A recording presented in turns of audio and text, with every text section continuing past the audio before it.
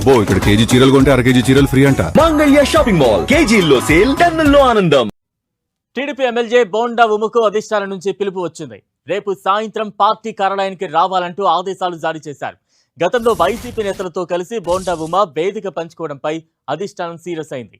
దీనిపై వివరణ ఇచ్చేందుకు పార్టీ కార్యాలయానికి రావాలని పిలుపునిచ్చారు.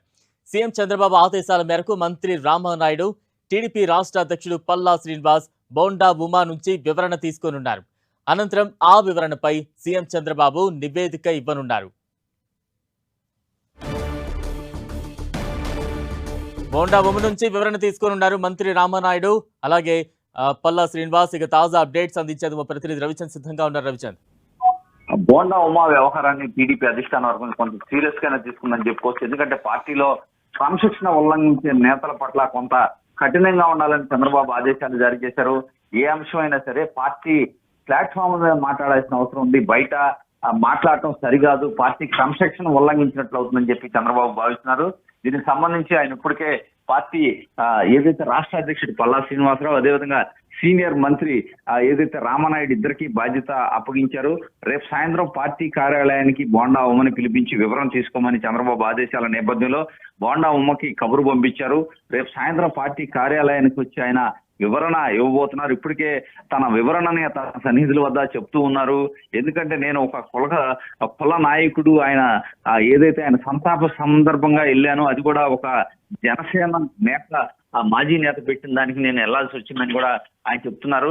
ఆ సందర్భంగా కరచాలనం చేసిన పరిస్థితిని దాన్ని వివాదం చేయడం మంచిది కాదని కూడా ఆయన చెప్తున్నారు. అదే సందర్భంలో వంగవీటి రాధా కావచ్చు, ఏదైతే జ్యోతుల్ నెహ్రూ కూడా అదే విధంగా కొంతమంది వైసీపీతో సన్నిహితంగా ఉన్నారు, కొన్ని సంతాప సభలకు వెళ్ళి ముద్రగడ పద్మనాభ సంతాప సభలని చెప్పడం జరిగింది.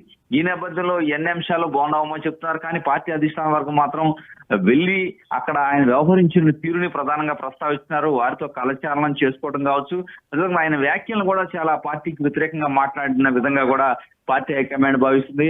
ఎందుకంటే వీరెవరు కూడా ఎటువంటి వ్యాఖ్యలు చేయలేదు, జ్యోతుల్ నెహ్రూ కావచ్చు, రాధా కావచ్చు.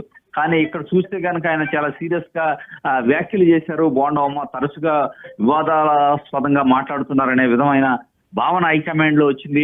ఎందుకంటే గతంలో కూడా మంత్రి వర్గంలో వైసీపీ నుంచి వచ్చిన వారికి స్థానం కల్పించారనే వ్యాఖ్యలు కూడా ఈ సందర్భంగా హైకమాండ్ గుర్తు చేస్తుంది. ఈ నేపథ్యంలో ఒకసారి వివరణ తీసుకోవాల్సిన అవసరం ఉంది. ఎందుకంటే పార్టీ అంతర్గత వ్యవహారాలకు సంబంధించి పార్టీ ఇంటర్నల్ గా మాట్లాడుకోవాల్సిన అంశాలు బయట మాట్లాడటం సమంజసం కాదు, అది పార్టీ క్రమశిక్షణ ఉల్లంఘించినట్టు అని చెప్పి పార్టీ భావిస్తుంది. ఈ నేపథ్యంలో ముఖ్యమంత్రి చంద్రబాబు నిన్నే టెలికాన్ఫరెన్స్ ఏర్పాటు చేశారు. అందరూ కూడా చాలా గట్టిగా చెప్పడం జరిగింది. ఏదైతే గొడ్డల పార్టీ నేతలతో ఎవరు కూడా వేదికలు పంచుకోవద్దని కఠినమైన వ్యాఖ్యలతో ఆయన అందరికి కూడా వార్నింగ్ ఇచ్చిన పరిస్థితుంది. ఏది ఏమైనా రేపు సాయంత్రం బోండా ఉమా దగ్గర నుంచి వివరణ తీసుకోబోతుంది హైకమాండ్. ఆ తర్వాత ఆ వివరణకు సంబంధించిన నివేదికను చంద్రబాబుకి పార్టీ పెద్దలు అందజేయబోతున్నారు. Right, thank you Ravichand.